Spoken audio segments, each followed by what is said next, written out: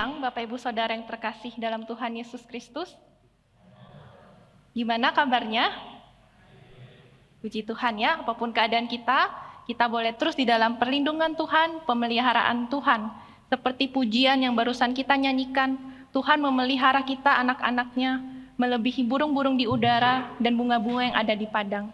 Karena kita ini anak-anaknya. Mari sebelum kita mendengarkan firman Tuhan, kita memohon pertolongan Tuhan, kita masuk di dalam doa. Bapa di surga, kalau kami boleh datang ke gereja hari ini bukan karena kuat dan gagah kami, bukan karena kehebatan kami, tetapi karena anugerah Tuhan. Dan dengan satu kerinduan kami mau datang ke rumah Tuhan. Lebih baik 1 hari di pelataran-Mu ya Tuhan, di gereja ini, daripada 1000 hari di tempat lain. Kami bersyukur ya Tuhan, kami boleh memuji Tuhan. Dan tibalah saatnya kami akan mendengarkan firman-Mu. Kami percaya ketika firman Tuhan diberitakan, ini adalah saatnya di mana Tuhan mau berbicara kepada kami. Untuk itu ya Tuhan, berbicaralah kepada kami sebab kami sudah siap untuk mendengarkan. Kiranya kami boleh dibentuk oleh firman-Mu, dan kami boleh melihat kebesaran-Mu di dalam pemberitaan firman Tuhan pada hari ini. Terima kasih ya Tuhan, Roh Kudus yang boleh bekerja dalam hati setiap kami, baik hamba-Mu yang menyampaikan isi hati Tuhan, dan setiap kami mendengarkan dan merenungkannya. Di dalam nama Tuhan Yesus, kami berdoa dan memohon pertolongan-Mu. Amin. Bapak Ibu, hari ini kita akan mendengarkan satu tema firman Tuhan yang berjudul kebahagiaan hidup dalam firman. Hari ini firman Tuhan terambil dari Mazmur pasal 119 ayat 1 sampai 8. Mazmur pasal 119 ayat 1 sampai 8. Kita akan dibantu secara audio Bible atau Alkitab suara. Mari kita menyimaknya bersama-sama. Bahagianya orang yang hidup menurut Taurat Tuhan. Berbahagialah orang-orang yang hidupnya tidak bercela, yang hidup menurut Taurat Tuhan. Berbahagialah orang-orang yang memegang peringatan-peringatannya, yang mencari Dia dengan segenap hati, yang juga tidak melakukan kejahatan, tetapi yang hidup menurut jalan-jalan yang ditunjukkannya. Engkau sendiri telah menyampaikan titah-titah-Mu, supaya dipegang dengan sungguh-sungguh. Sekiranya hidupku tentu untuk berpegang pada ketetapan, maka aku tidak akan mendapat malu apabila aku mengamat-amati segala perintah-Mu. Aku akan bersyukur kepadamu dengan hati jujur apabila aku belajar hukum-hukum-Mu yang adil. Aku akan berpegang pada ketetapan-ketetapan-Mu. Janganlah tinggalkan aku sama sekali.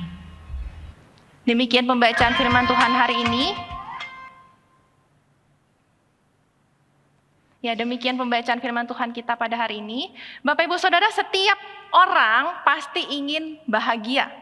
Siapa di sini yang tidak mau bahagia? Setiap orang pasti ingin bahagia, dan setiap orang punya caranya untuk bahagia.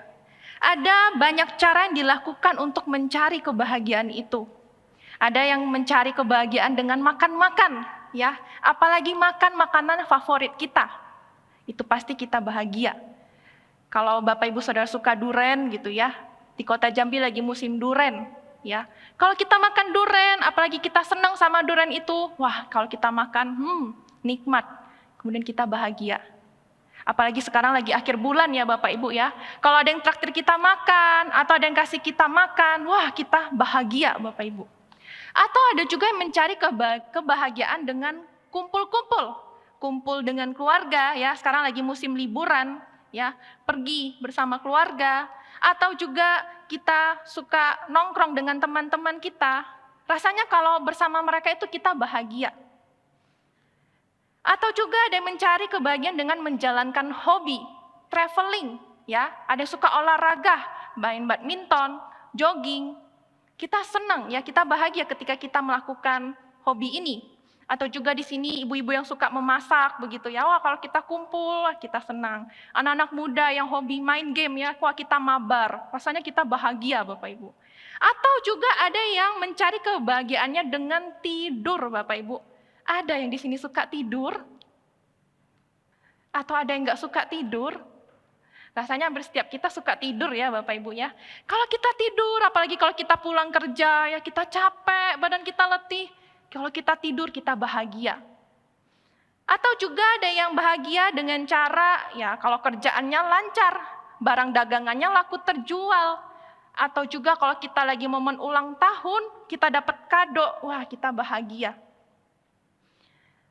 Ada juga yang merasa bahagia kalau tubuhnya tetap sehat ya, ai, acek-acek tubuhnya tetap sehat ya, bahagia. Atau kita juga merasa hidup kita aman. Rabu lalu Bapak Presiden Jokowi mengumumkan bahwa Indonesia telah lepas status dari pandemi berubah menjadi endemi. Ya, wah hidup kita aman Bapak Ibu, kita merasa bahagia kalau hidup kita aman-aman saja. Bapak Ibu, jadi setiap orang punya cara untuk bahagia. Kebahagiaan itu selalu dicari dan diusahakan. Pertanyaannya bagi kita, apakah kita sudah benar-benar bahagia? Atau kita masih merasa bahagia sementara saja? Atau kita pura-pura bahagia Bapak Ibu? Kita benar-benar bahagia atau pura-pura bahagia? Apakah kita sudah bahagia dengan apa yang kita miliki saat ini? Keluarga kita, pasangan kita, harta kita, tabungan, investasi, usaha, karir, kesehatan.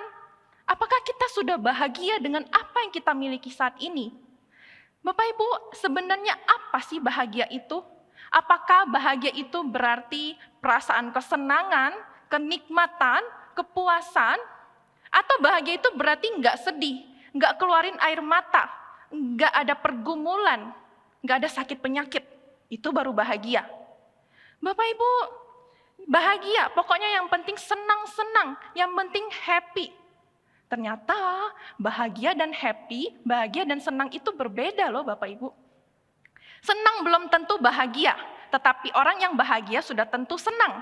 Ya, jangan-jangan selama ini kita belum merasa bahagia, kita cuma sebatas senang saja. Kalau kita bisa makan, kita itu senang, belum tentu kita bahagia. Kenapa? Karena kalau makan, kita kenyang, kita bisa lapar lagi. Jadi, bahagianya cuma sementara. Atau kalau kita makan kekenyangan, kita juga bisa sakit perut Bapak Ibu. Senangnya cuma sebentar. Atau kalau kita kumpul bareng keluarga, kumpul bareng teman-teman, ya kita senang. Tetapi kalau keseringan, kita bisa habis waktu, kita bisa habis uang, padahal kita harus berhemat. Atau juga ketika kita kumpul bareng teman-teman kita, bareng keluarga kita tetap masih bisa merasakan kesepian bukan? Kita tetap bisa masih merasakan kesedihan. Bahagianya cuma sebentar Bapak Ibu kalau kita kumpul sama teman-teman. Bapak Ibu, atau kalau kita mendapat berkat ya, kita dikasih hadiah, kita menang undian, wah dapat HP baru, atau dapat mobil baru. Kita senang Bapak Ibu, dapat hadiah yang baru. Tapi kemudian kita setelah itu kita berpikir, wah ini gimana ya cara pakainya, wah ini gimana ya maintenance-nya, gimana ya cara merawatnya barang ini ya. Jadi senangnya itu cuma sementara Bapak Ibu. Bapak Ibu, atau kita yang senang tidur begitu ya, kita senangnya cuma sebentar. Karena apa? Karena kalau kurang tidur ya kita bisa sakit. Siapa yang suka begadang di sini ya?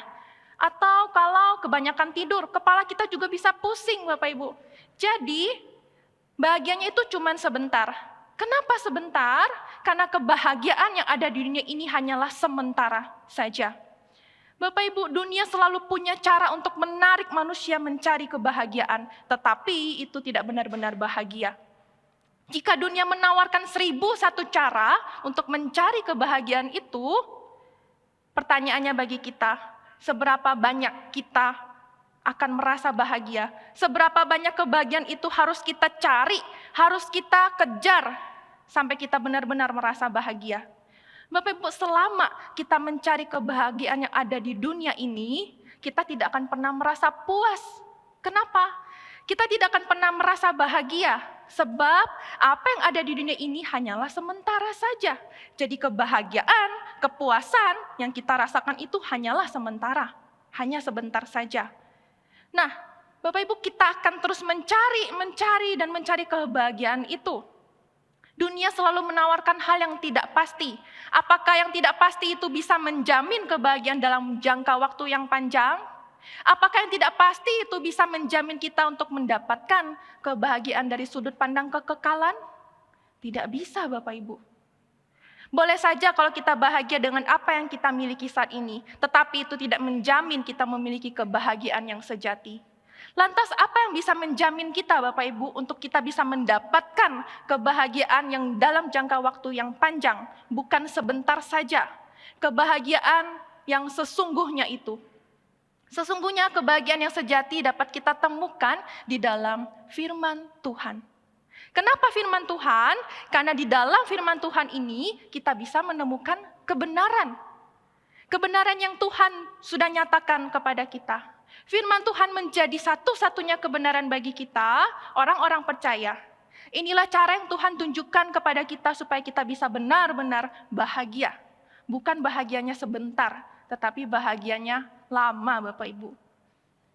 Bapak Ibu, kebahagiaan itu tidak diukur dari apa yang kita miliki di dunia ini, tetapi apa yang kita hidupi, yaitu apa? Yaitu hidup di dalam firman Tuhan.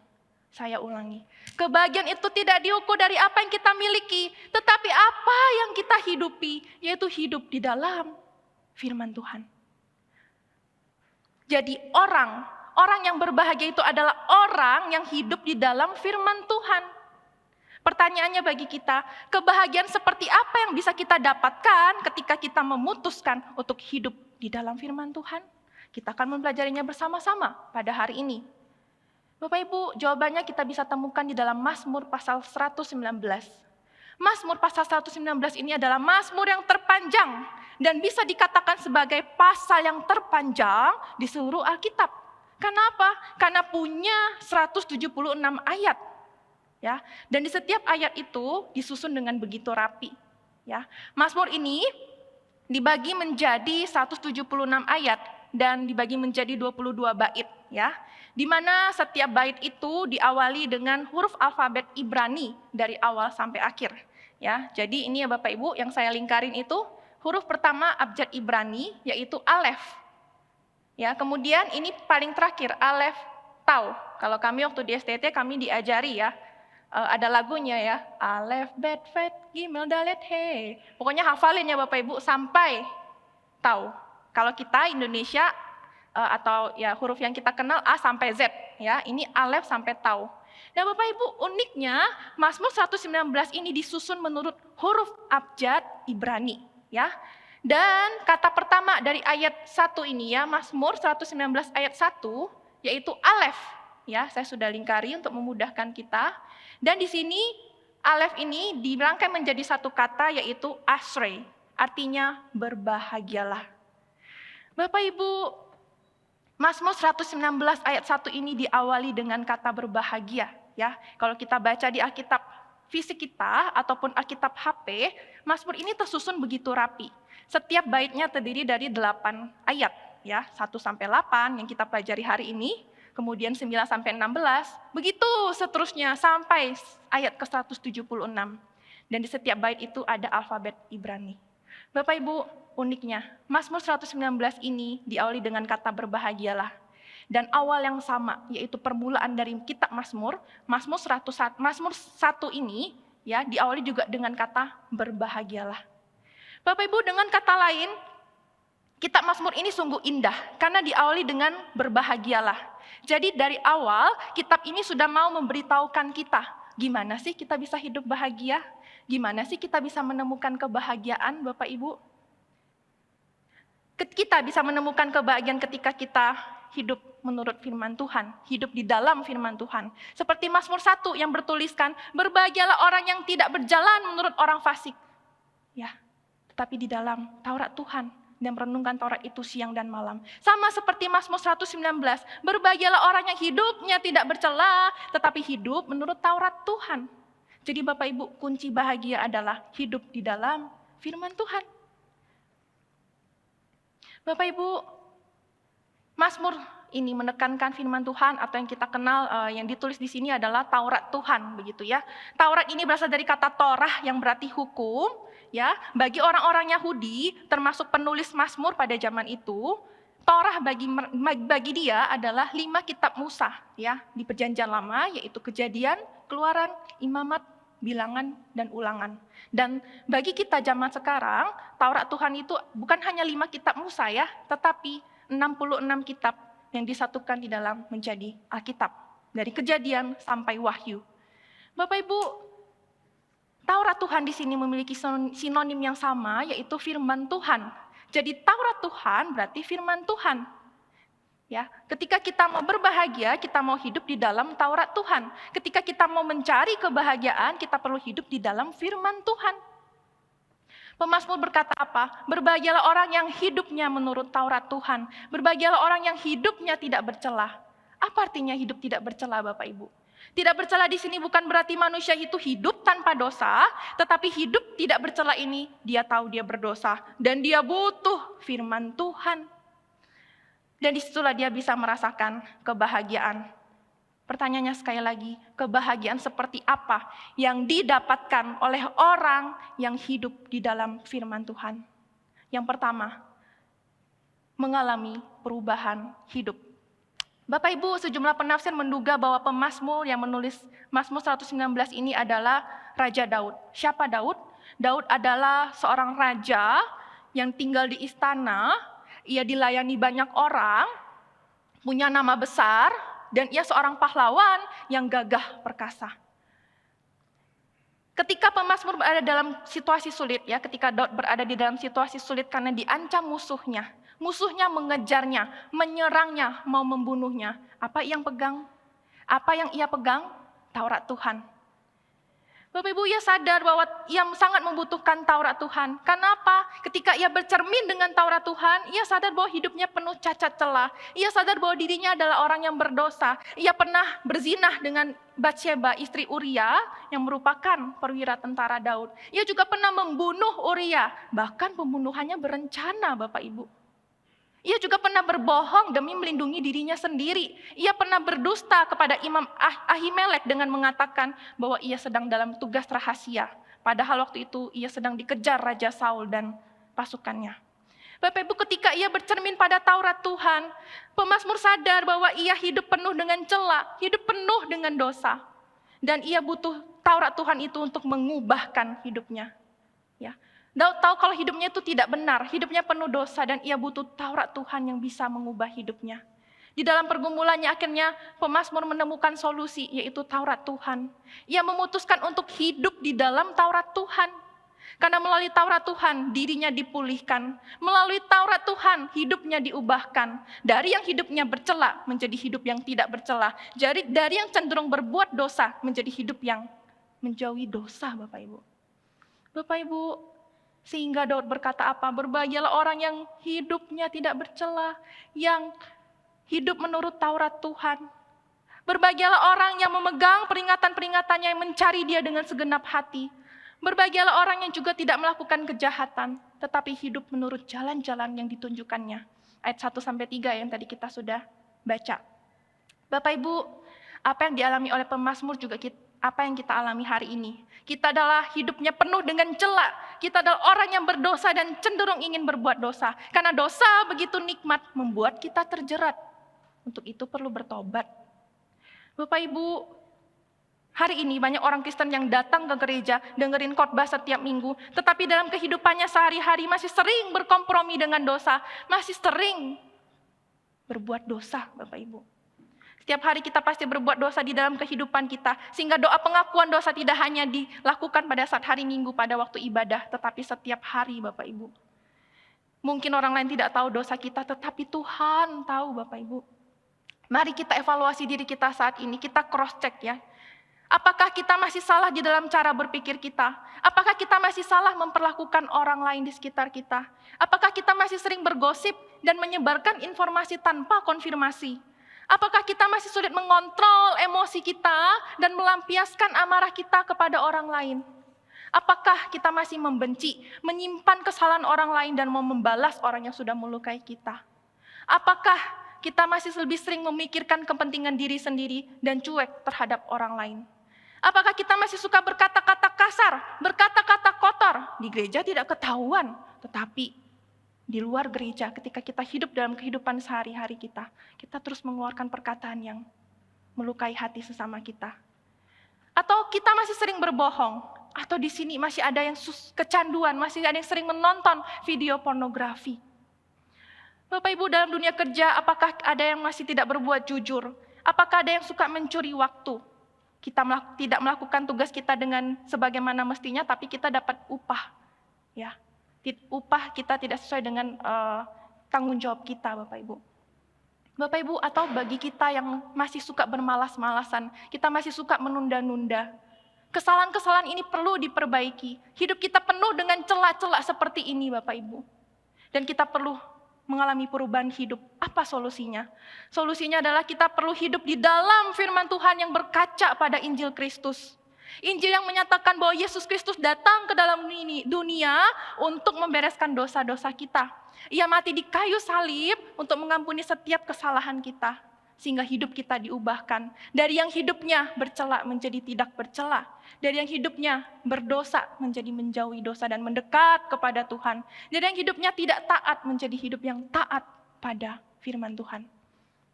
Bapak Ibu, kita perlu firman Tuhan itu, kita perlu Taurat Tuhan itu. Dan Yesus Kristus menjadi penggenapan akan Taurat Tuhan. Ia adalah Taurat Tuhan itu sendiri. Ia adalah sang firman yang hidup, yang berkuasa mengubah kehidupan engkau dan saya. Hidup yang diubahkan seturut dengan Injil Kristus. Maukah hidup kita diubahkan ketika kita memutuskan untuk hidup dalam firman-Nya? Dan di situ kita bisa merasakan kebahagiaan yang sejati. Bapak Ibu, kita yang sudah mengalami Injil saat ini, apakah kita masih malu untuk mengakui dosa dan kesalahan kita? Pemazmur tidak merasa malu ketika ia harus mengakui kesalahan dan dosanya. Ia berkata, maka aku tidak akan mendapat malu apabila aku mengamat-amati segala perintah-Mu. Hari ini kita hidup di dalam budaya malu, Bapak Ibu, shame culture. Apalagi kita orang di Asia ya, memiliki budaya yang seperti ini. Kita merasa malu kalau kesalahan kita diketahui orang lain. Kita merasa malu kalau dosa kita, ya kita mengakui dosa-dosa kita. Karena itu merupakan aib yang terbuka. Jadi lebih baik kita tutupin kesalahan kita, Bapak Ibu. Kalau orang lain tahu kesalahan kita, mereka bisa lihat kekurangan kita dan kita bisa menjadi malu. Tidak hanya malu, shame culture juga ditandai dengan rasa tidak bersalah. Kita tidak bersalah dengan atas apa yang kita perbuat, Bapak Ibu. Dan bahkan kita menjadi self-defense, kita menjadi mempertahankan diri sendiri. Ya, kita menjadi membela diri kita sendiri yang melakukan dosa. Bapak Ibu, shame culture ini membawa dampak bagi kita untuk mengakui kesalahan kita di hadapan Tuhan. Kita malu untuk mengakui kesalahan kita. Kita takut kalau kita mengakui kesalahan kita, Tuhan marah nggak ya? Oh, Tuhan akan ampuni nggak ya? Bapak Ibu, ketika Adam dan Hawa ketahuan berdosa, ia juga menutupinya. Bahkan mereka bersembunyi di hadapan Tuhan. Bapak Ibu, ketika kita memutuskan untuk hidup di dalam firman-Nya, hidup di dalam Injil Yesus Kristus itu, maka kita tidak harus malu. Justru kita mau mengakui dan membereskan dosa-dosa kita. Dan percayalah bahwa Injil itu, Tuhan itu akan berkuasa memulihkan hidup kita, akan mengubahkan hidup kita, sehingga kita bisa mengalami perubahan hidup, dan disitulah kita menemukan kebahagiaan yang sejati. Kalau barang kita yang kita pegang tidak bisa mengubah hidup kita, bukan? Hanya Injil Tuhan yang bisa mengubah hidup kita. Sehingga kita bisa bahagia, Bapak Ibu. Lantas, setelah kita mengetahui ini semua, apa yang menjadi respon kita?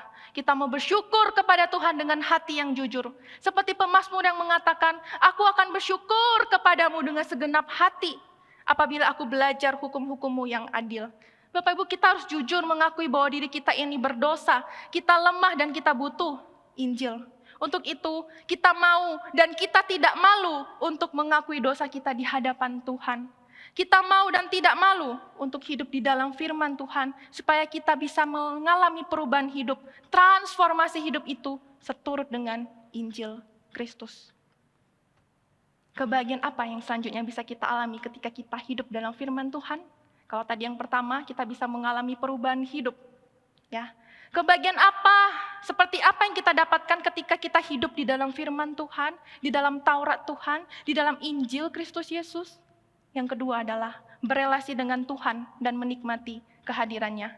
Dalam perenungan saya, dalam persiapan saya bersama dengan Tuhan, saya menemukan dua hal ini ya Bapak Ibu, yang akan kita renungkan. Kebahagiaan yang ketika kita memutuskan untuk hidup dalam firman Tuhan, yaitu kita bisa berelasi dengan Tuhan, kita bisa menikmati kehadirannya. Bapak Ibu, ketika pemazmur melihat kepada Taurat, ia mengalami perubahan hidup. Ya, pemazmur sadar bahwa Tuhan juga hadir bersama dengan dia. Pada waktu ia menghadapi situasi sulit, ada musuh yang mengejarnya, musuh mengancam dan mau membunuhnya, ia tetap berpegang pada firman Tuhan, pada Taurat Tuhan. Dan ia tetap mencari Tuhan. Ia berseru kepada Tuhan sebagai satu-satunya penolong di dalam kesesakan. Ia juga bangun ya, pagi-pagi benar ia bangun dan berteriak minta tolong dalam doanya kepada Tuhan. Ia bangun mendahului waktu jaga malam untuk merenungkan janji-janji Tuhan. Dan ketika ia mencari Tuhan, di situ ia bisa berjumpa dengan Tuhan. Dia bisa berelasi dengannya dan menikmati kehadirannya. Bapak Ibu, dan ia bisa berelasi dengan Tuhan dan menikmati kehadirannya, sehingga ia bisa merasakan kebahagiaan itu. Dari sini kita dapat melihat bahwa bagi pemazmur, kebahagiaan itu tidak berhenti hanya sampai ia mengalami perubahan hidup. Sudah berubah hidupnya, enggak. Tetapi seiring berjalannya waktu ketika ia hidup untuk mengikut Tuhan, ya, ia mengalami perjumpaan dengan Tuhan, berelasi dengan Dia, dan menikmati kehadirannya. Disinilah ia bisa merasakan bahagia. Bapak Ibu, ketika pemazmur mengalami masa-masa yang sulit, yang terpenting adalah ia bersama Tuhan dan Tuhan bersama dengan dia. Di dalam peperangan ketika ia dikejar musuh, gak ada orang yang temenin dia. Orang-orang pada tinggalin dia, dia merasa sendirian. Tetapi ia tidak takut bahaya. Karena apa? Ada Tuhan yang bersama dengan dia. Ada Tuhan yang menyertainya. Ada Tuhan menjaga dan melindunginya. Bapak Ibu, pada akhirnya ia membuat komitmen di hadapan Tuhan. Ia berkata, aku akan berpegang pada ketetapan-ketetapanmu. Ia menghubungkan kehadiran Allah dengan ketaatannya kepada Taurat Tuhan. Bapak Ibu, di balik komitmennya ia juga rindu agar Tuhan tidak meninggalkannya. Makanya di ayat 8 tadi, jangan tinggalkan aku Tuhan. Tinggallah sertaku Tuhan. Bapak Ibu, karena kalau ditinggalkan Tuhan itu seperti mau mati rasanya ya. Seperti waktu Tuhan Yesus tergantung di kayu salib, ia merasa Allah Bapa meninggalkan dirinya dan berkata, Eli, Eli, lama sabaktani. Allahku, Allahku, mengapa engkau meninggalkan aku? Bapak Ibu, pemazmur berharap agar Tuhan tidak meninggalkannya. Tuhan tetap bersama dengannya ketika ia menghadapi situasi sulit dalam kehidupannya. Hari ini kabar baiknya Bapak Ibu, ketika kita juga mengalami situasi sulit ya, ada kabar baik ya, yaitu ada satu pribadi yang tidak pernah meninggalkan kita, yaitu Yesus Kristus. Yesus adalah Allah, Sang Immanuel yang selalu beserta dengan kita. Ia selalu bersama dengan kita, termasuk ketika kita mengalami situasi yang sulit. Bapak Ibu, situasi sulit apa yang sedang kita alami saat ini? Kalau pemazmur dikejar-kejar musuh ya, mungkin sama dengan pergumulan kita. Mungkin kita tidak dikejar musuh ya, tetapi mungkin ada di antara kita yang dikejar hutang. Ya, namanya hutang harus dibayar, harus dilunasi. Dan itu membuat kita mengalami situasi yang sulit Bapak Ibu. Kita nggak punya uang untuk membayar hutang, kita harus terus mencicil. Atau saat ini kita dikejar dengan kekhawatiran yang menghimpit kita. Pikiran kita terus dikejar oleh kekhawatiran kita. Di tengah pergolakan ekonomi saat ini, kita khawatir masa depan keluarga kita. Kita khawatir kalau kita nggak bisa mengurus keluarga kita dengan baik. Kita khawatir kalau keluarga kita sakit dan tabungan kita sedikit. Apalagi kita harus menyicil bayar asuransi. Dan BPJS pun tidak bisa mengcover semua. Apalagi kalau penyakitnya langka dan penyakitnya mematikan Bapak Ibu. Atau bagi kita yang sedang mengalami kejenuhan karena rutinitas kita. Dari pagi sampai malam kita terus melakukan aktivitas yang sama Bapak Ibu. Antar jemput anak sekolah, memang sekarang lagi libur begitu ya. Atau juga ada antara jemput anak-anak yang datang ke gereja untuk latihan. Kita merasa jenuh ya. Ini seperti musuh yang mengejar kita, kejenuhan, kekhawatiran kita. Dan kita terus mencari kebahagiaan itu. Bapak Ibu, Kita yang mengambil pelayanan di gereja, mungkin saat ini semangat melayani kita lagi kendor, ya. Atau ada yang mau mundur dari pelayanan, ya. Contoh capek, makin hari makin malas.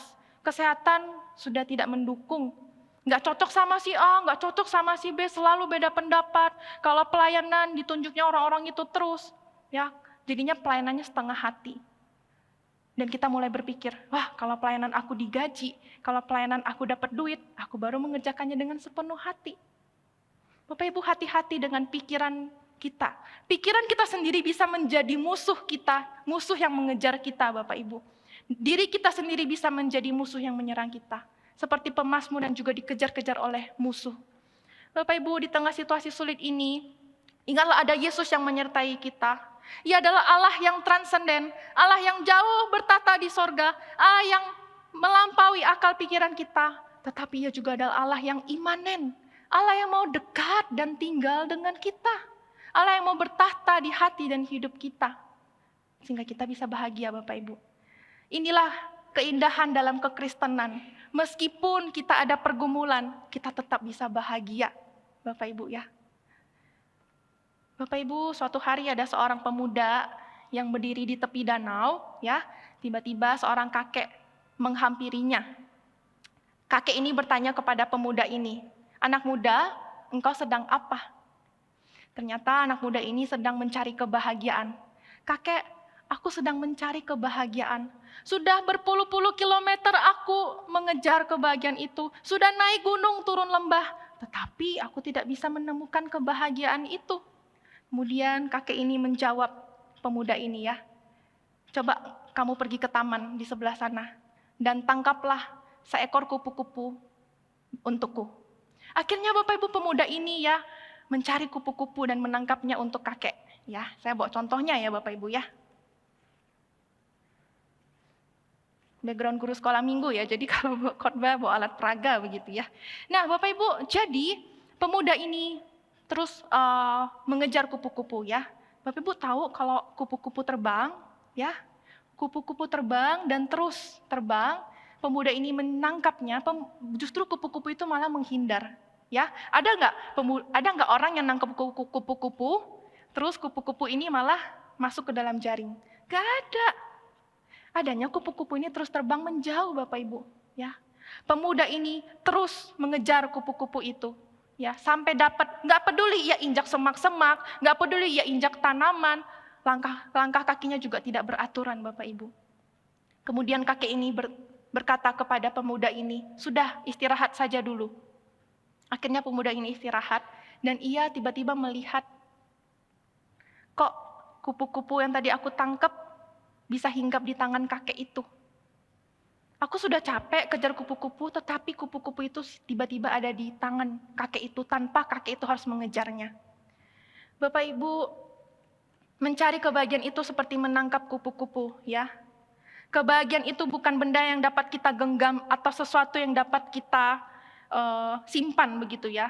Tetapi kebahagiaan itu sudah ada di dalam, hinggap dalam hati kita. Mencari kebahagiaan itu seperti menangkap kupu-kupu. Kita melakukan berbagai cara supaya kita bisa menangkap kupu-kupu itu. Tetapi sebenarnya Tuhan sudah memberikan kupu-kupu yang indah itu, yaitu firman-Nya dalam hati kita. Tanpa kita harus mengejarnya. Tuhan sudah memberikan firman-Nya terlebih dahulu, Bapak Ibu. Tuhan sudah memberikan firman itu dalam hati kita. Sehingga firman Tuhan ini hinggap dan tinggal di dalam hati kita. Dan disitulah kita bisa menemukan kebahagiaan. Bapak Ibu, pada akhirnya ketika kita tinggal, kita hidup di dalam firman Tuhan, kita hidup di dalam Injil Yesus Kristus, disitulah kita menemukan kebahagiaan sejati. Hari ini kita bisa belajar Bapak Ibu, bahwa apa yang kita cari di dunia ini hanyalah sementara saja. Namun ketika kita hidup dalam firman Tuhan, kebahagiaan itu bukanlah kebahagiaan yang sementara. Kebahagiaan itu tidak diukur dari apa yang kita miliki, apa yang kita genggam, tetapi apa yang kita hidupi, yaitu hidup di dalam firman Tuhan. Hidup di dalam Injil Yesus Kristus. Bagaimana caranya supaya kita bisa tetap setia hidup di dalam firman Tuhan, hidup di dalam Injil itu? Kita setia membaca Alkitab setiap hari dan merenungkannya. Kita merenungkan firman Tuhan itu siang dan malam. Jangan lupa juga berdoa sebelum kita membaca Alkitab, Bapak Ibu. Kalau kita membaca Alkitab, kita akan merasakan kebahagiaan dan kedamaian dalam hati kita. Mungkin ada yang bertanya, contoh saya nggak ngerti ayat ini. Nggak apa-apa Bapak Ibu, baca dulu. Bacalah Alkitab itu dan Roh Kudus akan bekerja menerangi hati dan pikiran kita, sehingga kita bisa mengerti kebenarannya. Atau kita juga bisa bertanya kepada guru-guru Injil yang dekat dengan kita. Bapak Ibu, hari ini kita bisa belajar bahwa orang yang berbahagia adalah orang yang hidup di dalam firman Tuhan. Orang yang berbahagia adalah orang yang tinggal di dalam Injil Yesus Kristus. Ketika kita hidup dalam firman Tuhan, ada dua kebahagiaan yang bisa kita alami melalui Mazmur 119 ini. Yang pertama, kita bisa mengalami perubahan hidup karena Injil Kristus. Dari hidupnya yang bercela menjadi hidup yang tidak bercela. Dari yang hidupnya cenderung berbuat dosa menjadi hidup yang menjauhi dosa dan mendekat kepada Tuhan. Dari yang hidupnya tidak taat menjadi hidup yang taat. Dan kebahagiaan yang kedua adalah kita bisa berelasi dengan Tuhan dan menikmati kehadirannya. Termasuk ketika mengalami situasi yang sulit. Ada musuh yang mengejar kita. Kita nggak sendirian di dunia ini Bapak Ibu. Karena Yesus beserta dengan kita. Mari kita hidup di dalam firman Tuhan. Kita hidup di dalam Injil Yesus Kristus. Kita mau berpegang pada peringatannya dan kita mau juga menaati perintahnya. Inilah komitmen yang bisa kita buat hari ini setelah mendengarkan firman Tuhan. Komitmen kita mudah buat, tetapi sulit kita jaga. Ya, kita seringkali mudah membuat komitmen. Oh, aku mau hari ini, mau ini, mau ini, mau ini. Tetapi sulit kita mempertahankannya, Bapak Ibu, dalam kehidupan kita. Ya, percayalah apapun tantangan dan pergumulan yang kita hadapi, kita mau tetap setia hidup di dalam firman Tuhan. Karena disinilah kita menemukan kebahagiaan. Sampai kita bertemu dengan Tuhan, Sang Firman hidup itu sendiri. Dan kita mengalami kebahagiaan itu selama-lamanya. Kebahagiaan yang kekal, Bapak Ibu. Bapak Ibu pernah mendengar lagu Abide With Me atau Tinggal Sertaku? Ya, jika mempersiapkan firman Tuhan hari ini, saya teringat lagu ini. Karena Mazmur 119 ayat 8 tadi dikatakan, jangan tinggalkan aku Tuhan. Pemazmur waktu itu dihimpit oleh musuh ya, dan dia berkata jangan tinggalkan aku. Bapak Ibu, lagu ini dikarang ya, lagu him ini begitu indah, ditulis oleh seorang hamba Tuhan bernama Henry Francis Lyte. Ia menulis lagu ini ketika ia dalam kondisi yang sakit TBC Bapak Ibu. Tetapi ia bisa menyelesaikan liriknya sampai ia meninggal dalam sebuah perjalanan. Bapak Ibu, pada waktu Henry mengidap penyakit TBC ini, dia berkata, jangan tinggalkan aku Tuhan. Pada waktu menjelang sore hari, dia berjalan melintasi kebunnya menuju ke pinggiran pantai yang biasa ia lalui. Disinilah tempat di mana ia berdoa memohon kepada Tuhan untuk tinggal dekat dengan dia, tinggal beserta dengan dia. Melalui malam gelap, melalui sulit yang menjelang. Bapak Ibu, pada akhirnya ya Henry meninggal dalam sebuah perjalanan dan dia berbisik ya, seakan tangannya itu mengarah ke langit, mau menggapai sesuatu. Ya, dan dia berkata ada damai, ada sukacita, dan ia akhirnya menghembuskan nafasnya yang terakhir. Bapak Ibu, ada banyak orang yang menganggap him ini dinyanyikan pada waktu malam karena ada kata gelap. Tetapi sebenarnya kata gelap atau kata malam ini tidak merujuk kepada malam hari, ya, tetapi menunjukkan hidup seseorang ada akhirnya. Him ini mengingatkan kita ya Bapak Ibu bahwa hidup seseorang ada akhirnya. Tetapi him ini juga mengingatkan kita bahwa kita masih ada kesempatan untuk hidup di dunia ini. Selagi kita ada kesempatan untuk hidup itu adalah sebuah anugerah. Mari kita hidup di dalam firman Tuhan. Mari kita hidup di dalam Injil Yesus Kristus. Sehingga kita bisa merasakan kebahagiaan yang sejati itu. Bapak Ibu, mari kita terus setia tinggal di dalam firman-Nya, hidup di dalam firman-Nya, hidup di dalam Injil Kristus. Sehingga hidup kita bisa diubahkan. Dan juga kita bisa berelasi dengan Tuhan, menikmati kehadiran-Nya. Kebahagiaan itu tidak diukur dari apa yang kita miliki, tetapi apa yang kita hidupi, yaitu hidup di dalam firman Tuhan. Mari kita melihat pujian ini dalam sebuah video, ya, sambil kita merenungkan lirik ini, tinggal sertaku. Ketika Tuhan bersama dengan kita terus merasakan kebahagiaan Bapak Ibu. Tinggal sertaku.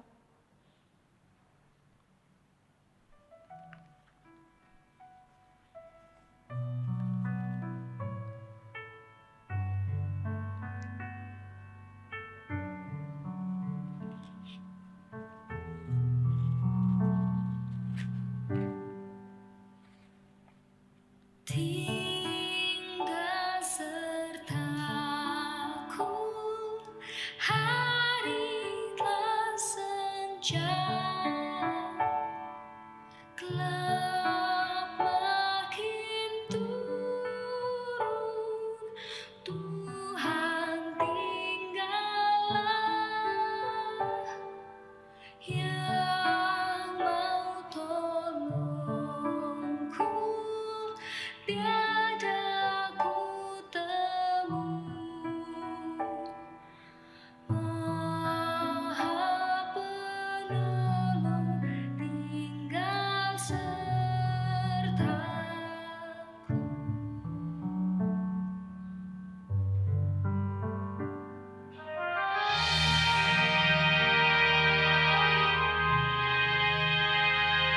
Aku perlukan Engkau tiap waktu, dalam cobaan Kau yang ku pegang. Siapa penuntun yang setaramu, siang dan malam Engkau sertaku.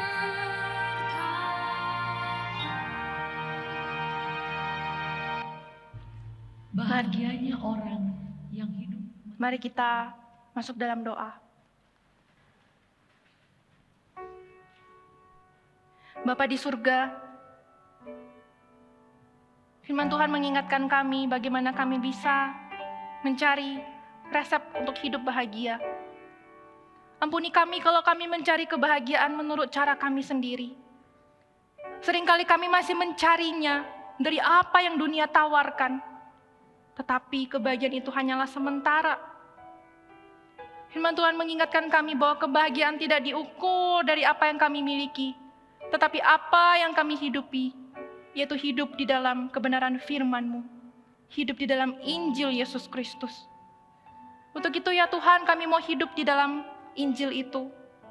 Tidak ada alasan lagi bagi kami untuk tidak bahagia ketika kami memutuskan untuk mengikut Engkau dan hidup di dalam Injil-Mu. Tuhan, kami tahu hidup kami penuh cacat dan celah. Karena itu kami membutuhkan pengampunan-Mu atas segala dosa kami. Kiranya hidup kami diubahkan seturut dengan firman-Mu. Kami juga membutuhkan kehadiran-Mu pada waktu situasi sulit, setiap jam, setiap hari. Kiranya Engkau tetap tinggal bersama kami ya Tuhan. Sehingga kami, waktu kami mengalami situasi yang sulit, kami yakin dan percaya bahwa Engkau adalah Allah Immanuel, Allah yang selalu bersama dengan kami. Tinggallah beserta kami ya Tuhan. Kami mau hidup di dalam firman-Mu, di dalam Injil-Mu, karena disitulah kami menemukan kebahagiaan yang sejati. Mulai hari ini, sampai Engkau memanggil kami, bertemu muka dengan muka di surga kelak, dan kami akan mengalami kebahagiaan selama-lamanya. Terima kasih ya Tuhan, ini doa dan permohonan kami. Di dalam nama Tuhan Yesus Kristus, kami berdoa dan memohon pertolongan-Mu agar kami bisa melakukan firman Tuhan yang kami sudah dengarkan.